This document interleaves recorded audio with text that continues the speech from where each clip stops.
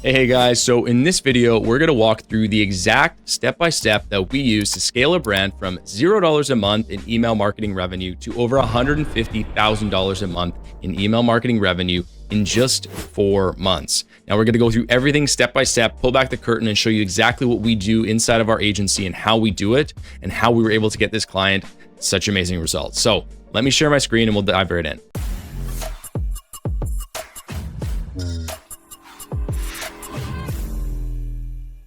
Okay, so like I said, how we scaled this brand from $0 a month to over $150,000 a month in just 4 months. And you can see this screenshot here. This is the last 30 days here. So before, this was February of 2023, they were doing nothing through email. And after, you can see here, this is July. We're finishing up the end of July here, and they're almost at $160,000 from email marketing revenue. So before I break this down, who am I and why should you care? I've personally started, scaled, and sold a 7-figure company.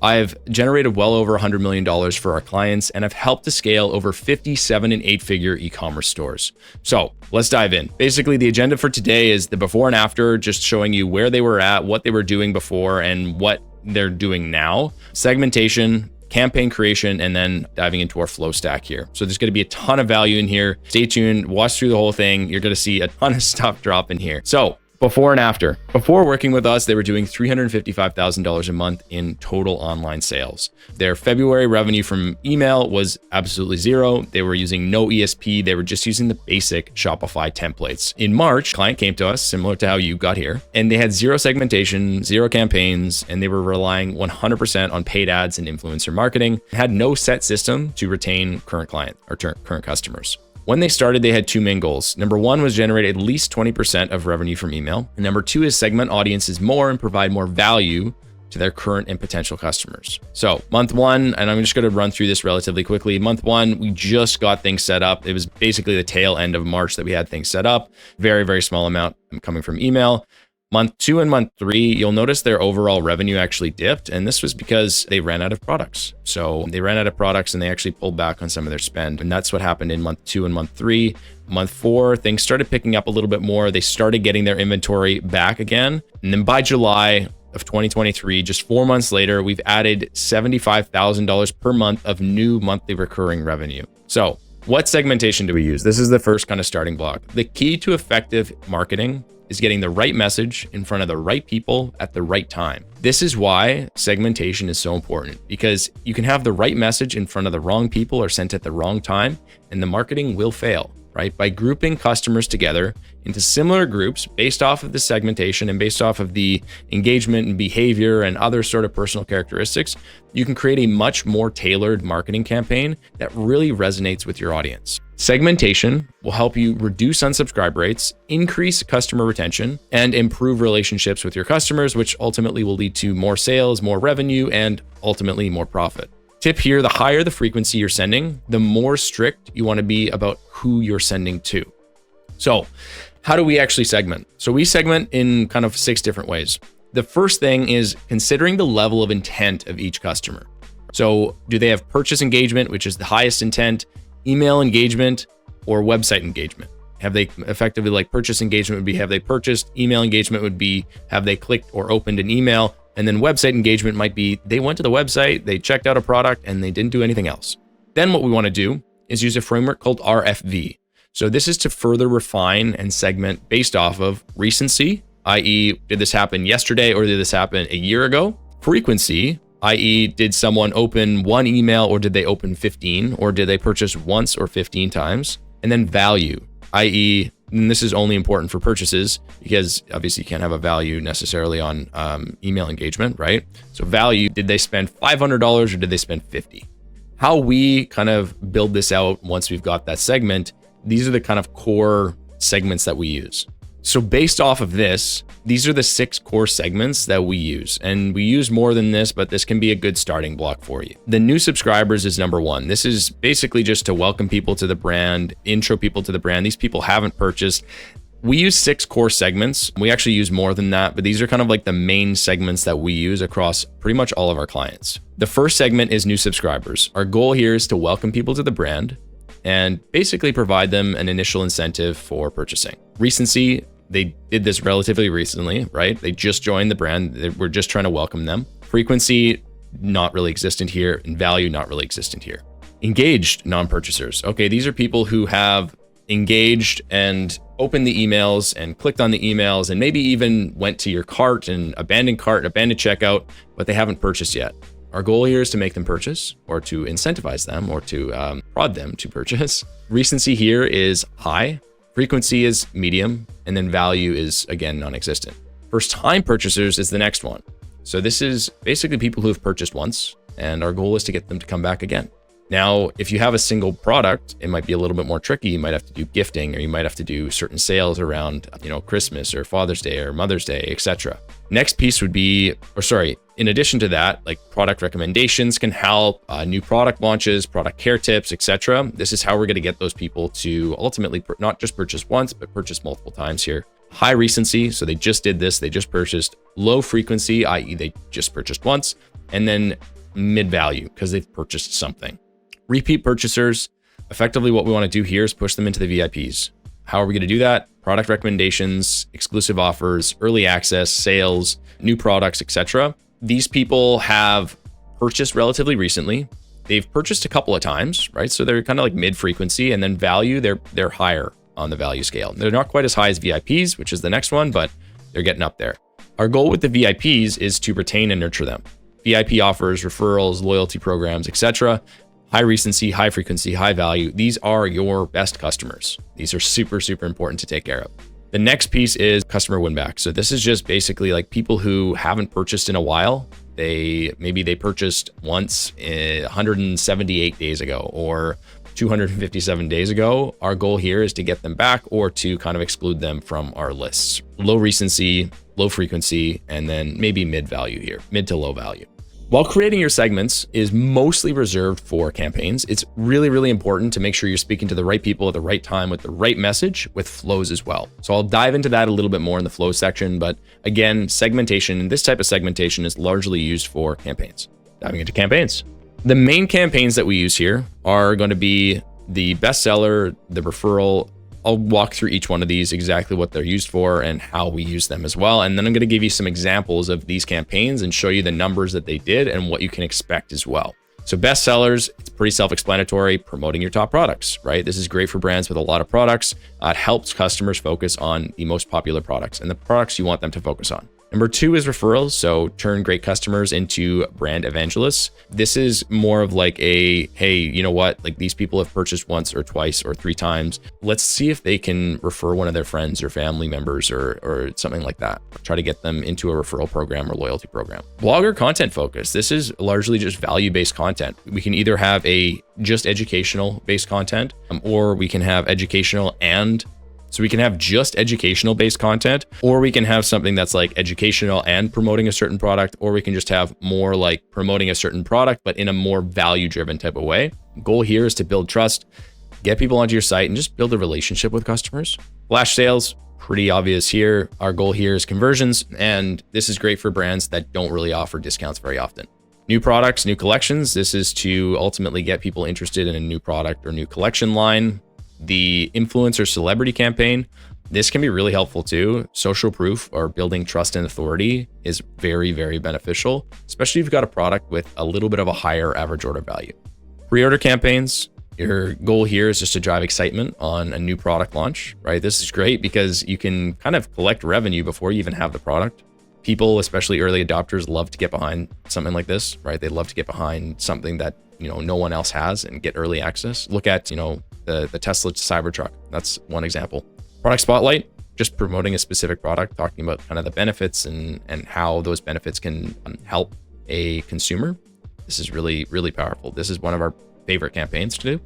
And then gifting. Like I mentioned there, if you've got a single product, or if you got a product that isn't consumable or isn't going to bring people back time and time again, like for hair dryers, for example, we need to look at gifting. We need to look at Father's Day, Mother's Day, Black Friday, Cyber Monday, Christmas, Hanukkah, everything, right? Like how can we get more people to purchase through gifting? Typically what we do is we bucket our campaigns into 2 different categories. Number 1 is sale and promotion focused, and number 2 is value focused.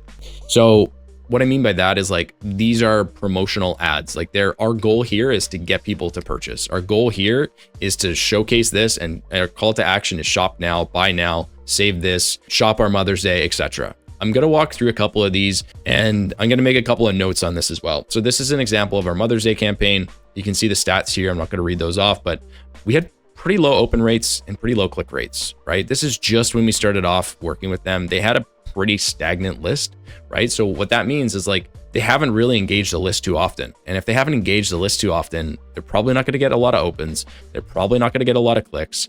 And what we need to do is nurture that. We need to build this up. Like I said, low open rates, low click rates when we began campaigns. We then had a Prime Day sale, slightly higher open rates, still not where we want it to be. Click rates are better, almost $5,000 in revenue from this one. That was good. Again, this is just building up though. Prime Day extended, same thing, slightly higher open rate, a little bit of a lower click rate, and revenue is slightly lower. This is just like an extension, so it's typically going to happen that way. As we progress though, we got to a Father's Day new release, and we are actually just doing a new release here. This wasn't really a Father's Day sale. It was just a new release, and it happened to be on Father's Day. Our open rates, you can see here, this is slowly increasing, 25% now, higher click rate, 1.74, higher, way higher placed order rate. And this was about $3,700 in revenue. So what we're doing here is we're actually reducing the size of the audience. We started with a little bit of a larger audience. We're reducing the size of the audience, but we're getting more revenue and better open rates, better click rates. So as we continue to progress, we kept doing this and kept refining as we went on. Sale campaigns, just a couple of notes here. Open rates and click rates were low when we started because we had a completely unengaged list, right? We saw those open and click rates increase as time went on, and we ended up getting more revenue from more segmented lists. So that means as the list got smaller, we actually ended up getting more revenue from that list because we're over delivering value to customers. And ultimately, like, we're getting really, really refined about who should be getting this email and what message they should be getting as well. The value campaigns is a big, big piece of this. Here's a couple examples of the value-based campaigns that we did. So you can see stark difference, right? Massive open rate, almost 50%. Click rate, 0.85%. And we're still generating good revenue too, right? This, we didn't start sending too many campaigns until it was month 2, month 3, month 4. Really, it was like kind of more so month 3, month 4 and beyond. And this was because we needed the baseline things set up first, right? So we started with the kind of core flows, we started with the pop-up, and then we started building this out a little bit more too. So again, this is a value-based campaign. Here's an idea, and this is just kind of like a side tangent, right? But value-based campaigns don't necessarily need to be about your product specifically, right? So for us, what we were thinking about is the importance of nutrition for hair. If we're looking to make sure a customer achieves their desired outcome, right? If they're buying a hair dryer, for example, how can we make sure that they get the most out of that hair dryer? Well, it's not just the hair dryer. It's what are you eating? Or what's your nutrition look like? How are you washing your hair? What are you using to wash your hair? How are you styling it? All those types of things. Very, very important. Another value-based example here. Again, high open rates, 45%, high click rate, not a great click rate, but again, our goal here is to provide value. It's not to get purchases, but we ended up with almost $3,000 in purchases anyways. Again, when you're looking at the data and when you're trying to analyze this, you want to look at, hey, like, what's the actual purpose of this email? The purpose of this email was not to get people to purchase. The purpose of this email was just to provide value. So we don't expect the click rate to be high. The open rate was great, and we ended up getting some revenue from it, which is great, but that wasn't the purpose. Campaigns, again, just more examples of this. Again, this one was like tame your curls. We had like other styling tips. So reduce frizz, how to get bouncy curls, is your hair ready for summer, how to get salon straight hair, etc. Now, shifting gears a little bit into flows. Flows are super, super, super important. And it's a massive part of the success that we got with this client as well. So flow stacks, there's basically this is kind of our 5-step flow build. Number 1 is define your goals and objectives. So start with identifying specific goals and objectives that you want to achieve with your flows. Whether it's increasing sales, driving customer engagement, building brand loyalty, have a clear goal in mind when you're building out the flows. If you're just like, here's 15% off, it's not going to work very well, because if ultimately like consumers will get bored of it, there's not going to be a kind of core purpose. And if there's no core purpose, people are going to see through that. 2 is segment your email list. Make sure you're segmenting based off demographics, purchase history, engagement levels, preferences, etc. Personalize your content based off of the segmentation. Personalize the content that you're putting out. A/B test. So there's very few instances where we're going to hit the mark spot on 100%. Split testing things like the subject line will help to improve open rates. The CTAs will help to improve click rates, even the audiences, right? Very, very important. And finally here, number 5 is analyze and optimize. So make sure you're constantly monitoring this. Make sure you're constantly looking at the open rates, click rates, conversion rates, and of course the revenue generated, right? Like what we're doing here is we're always looking at these numbers, and the be all and end all for most campaigns, right? For like sale campaigns or flows, etc., is the revenue generated. You might have, and we actually saw this, right? We might have an open rate that's quite high. You might have a 80% open rate or 70% open rate. And then when you go and look at it, okay, we're getting more opens, but we're not getting as many clicks, or we're not getting as many purchases. And at the end of the day, what's most important is the purchase. So these are some of the flow stacks that we had set up. You probably can't see this too well. If you want, take a screenshot of this, but I'm going to dive into this a little bit more. We're going to dive into 3 of these flows and 3 of the core flows. So this is the first, and probably it should be one of the biggest flows for you. Our flow filters on this, I'll run through the flow filters and then I'll run through kind of the process and like how we actually build this out. So flow filters, added to cart 0 times, checkout started 0 times, and then placed order 0 times since starting this flow. So this is what happens immediately when someone subscribes to the newsletter. Now what we want to do is first welcome and deliver the offer that we gave them. If it's 10% off, it's $10 off, whatever it might be, give them that offer first. Wait a day, give them kind of a founder story or brand mission type of thing. Wait another day, provide some social proof, some testimonials. What we're trying to do here is just warm up these people. Wait another day, show some best-selling products. Now let's, wait a couple of days, last chance to use the opt-in. Again, we're not just, hey, here's 10% off, 10% off, 10% off, 10% off. We're varying the content so that people don't get bored and pissed off. Wait 2 days, which product is right for you? So this is just kind of helping them select the product that might be right for them. Wait 3 days, a new stronger offer. If this is on brand for you, some brands may want to do this, some brands might not. Last chance to claim that new offer. Again, wait a day after that. And then they exit the welcome series, right? Again, this should be one of the biggest producing flows for you from a revenue perspective. Next piece, the abandoned checkout. So this should be, along with the welcome series, one of the biggest producing flows for you. Abandoned checkout is basically, again, I'll go through the flow filters here. So they've placed order 0 times. So they have not placed an order and they haven't been in this flow in the last 30 days. This is triggered by when someone started the checkout. Effectively what happens is you wait an hour and again, this can be varied. Think about your product and how long it might take people to make a decision. So for higher average order values or more expensive products, it might take a little bit longer. So wait a little bit longer with the abandoned checkout. For some products, it might be super quick, split second. It takes no time because it's like a $40 product. You can send it out sooner. You could try, 30 minutes. You could try an hour. You could try 2 hours. You could try 4 hours. Typically, we'll start with about, again, depending on the average order value, somewhere between like 2 and 4 hours. You can split test that too. Next, basically just have a reminder. That's the first email that goes out. Reminder and reviews. Wait a day. Let's handle some objections. Let's handle some more objections that they might have. Now, what's really important here is to identify what the objections that might come up are at the abandoned checkout level. At that point, they know what they want. So it doesn't make sense to show them like, hey, here's our top seller products. Like, there's no point because they already know what they want, right? If they already know what they want, the objection that they have isn't, I need to find more products or I need to find what I want. So what we want to do here is handle the objections that they might have, such as, could be shipping, could be price, could be, they don't trust you yet, could be value, right? Like, what are your values? That type of thing. Now, the next piece is UGC reviews. This just goes a little bit further in building up that social proof and building up the trust factor. We then have a conditional split. So if someone's purchased before, they just exit the flow. Now, if they haven't purchased before, then we offer another incentive. We can, again, if this is on brand for you, incentive urgency. So like 10% off expiring in 24 hours. Make sure it actually expires too. A great way to do this is using custom discount codes. Customer service check-in if they still don't act upon that. And this is just basically like, hey, is everything okay? Did you find everything all right? Like, can we help you out at all? That type of thing.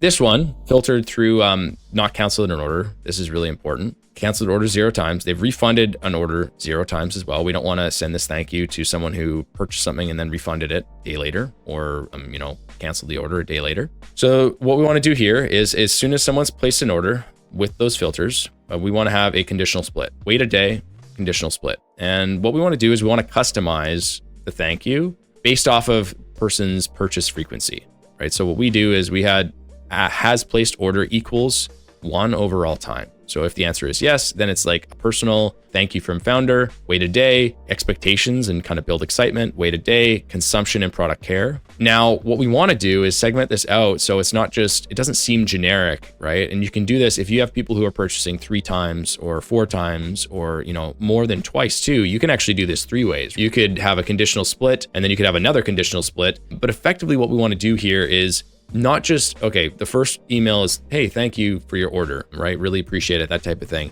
If someone's purchased twice though, that's where we want to go a little bit more. Hey, thanks so much for your loyalty. Appreciate you buying again. Expectations reminder, we want to frame this a little bit differently, right? But again, what we want to do is make sure they're getting their desired outcome. These kind of thank yous should not be, hey, buy our stuff, buy our stuff, buy our stuff. There's other emails for that. This should be, how can we make sure that you get the most out of this experience? How can we make sure that you get your desired outcome for buying our product? That's the same with clothes. It's the same with supplements. It's the same with, hair dryers. It's the same with everything, right? Every product has this. How do we get people? Like I was chatting with a business owner the other day and, he's selling a hockey bag. And that hockey bag has a bunch of kind of hidden pockets. And one of the complaints, or actually the complaints of a number of different customers is, there's not enough pockets, right? It's kind of annoying. Now, what we're building out and what we'll build out for them is, hey, here's how to get the most out of your hockey bag, that type of thing, right? Here's these hidden pockets that you don't know about. Then people are going to have a better experience. He was saying people have owned this for a year and didn't even know that the pockets existed. So very, very important. So anyways, there's a lot more flows that we built out, a lot more campaigns. It would take hours to review absolutely everything. These are kind of the core things. These are some examples of the core campaigns, exactly how we did it, the segmentation we used, the flows that we used, but it would take hours, like I said, to review everything. So you can take this and implement it for your own brand. However, if you're tired of wearing all the hats in your business, if you're unhappy with your current marketing team, if you're unhappy with your email marketing results, if you don't have the bandwidth to handle this internally, and ultimately, if you have a D2C business that sells a product and you're doing at least $50,000 a month consistently, you want to work with our team, I'd invite you to apply. You can apply below or around this video. If you're a good fit for our team, you'll be redirected to a scheduling page where we can schedule in a strategy session. Want to make sure you got a lot of value out of this. So if you do have any questions, if you do have any videos that you'd like to see, please comment below. I'm happy to kind of create these videos. I create these videos so that people don't have to struggle with their retention and their email marketing and SMS. So thank you so much for watching. If you've made it this far, really appreciate your time and we will chat soon.